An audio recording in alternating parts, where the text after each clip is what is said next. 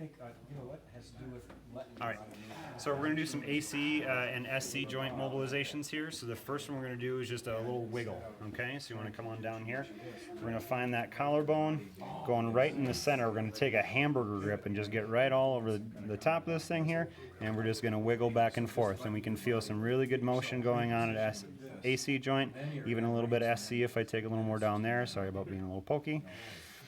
And angle of force is going to be kind of right at towards her throat and back up towards your belly, okay? But again, taking that hamburger grip, getting around there. Once you come around actually to the top here, you should be able to see just about how that's coming here. There we go. So we're kind of opening that hamburger grip up here just a little bit, okay? Once we're done with that, we'll do that for a minute or two. Now we can go into more joint-specific things. So if we're going to come around to the 90-degree mark, we can sit right in here. We're going to kind of cradle the arm in my right hand, kind of cradling it right in my left shoulder.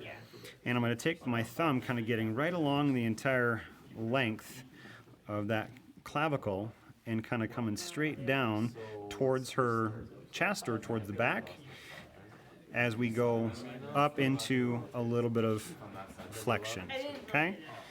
And if we get too far where we're squatting or lunging a little bit too much, then we're going to take a little different grip, okay?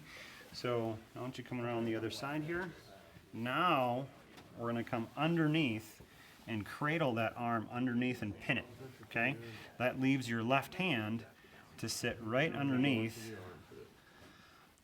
by that clavicle again. Now it's going to take more of a vertical position, right? You've got SC joint here, AC way up here. It's pretty darn vertical.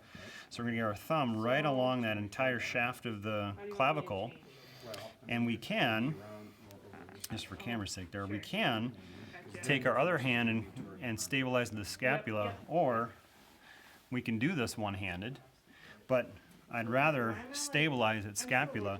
My drive is actually down towards about T10, and my body is going to squat down into mobilization with movement into flexion here. So I'm going to perform all that stuff at once, kind of softening that hand there so we don't get so pokey on it, and stabilizing through that lower hand here as we go into end range flexion. If you keep it, Okay? then you Good. should be kind of tight in all directions.